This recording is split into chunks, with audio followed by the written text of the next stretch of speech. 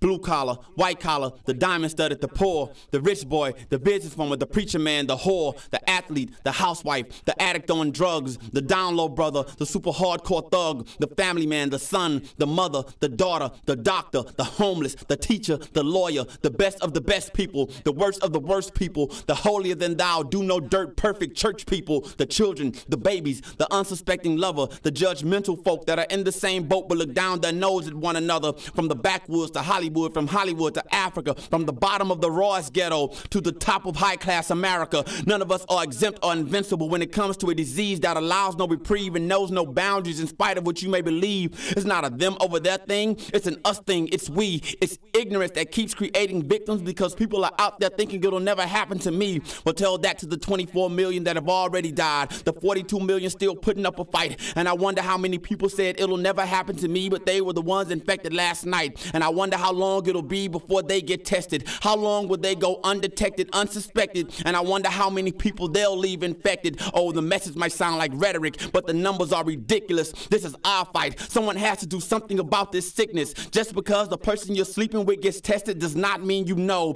What it actually means, you're just too big of a coward to go. Go, get tested, know your status. Man, it's like we're living backwards. Older people burying their children 15 to 24 are dying, and for $1,500 for a bottle of medicine, the government ain't even trying. Politicians and pharmaceutical companies, this is big business. As a businessman, I understand, but as a humanitarian, it's senseless when it's more month at the end of the money, when it's more mouths to feed than it's food, when the only choice left is between your health and being homeless. What's a person to do when you went to agency after agency, followed the protocol, only to find that having health insurance and being positive is like not having health insurance at all? Forgive me for the darkness in my delivery, the sorrow in my song, but it's hard to be light and talk about what's right when there are so many more things that are wrong. And mama said the only way to handle wrong is to make it right. And every day you awake, you've been blessed with another day to fight. And every day you awake, you've been blessed with another day to fight. So right now, with everything in me, mind, body, and soul, I stand. Dig deep, find every ounce of strength, clench my fist, and victoriously I lift my hands. We will not claim defeat. We will not go quietly into the night.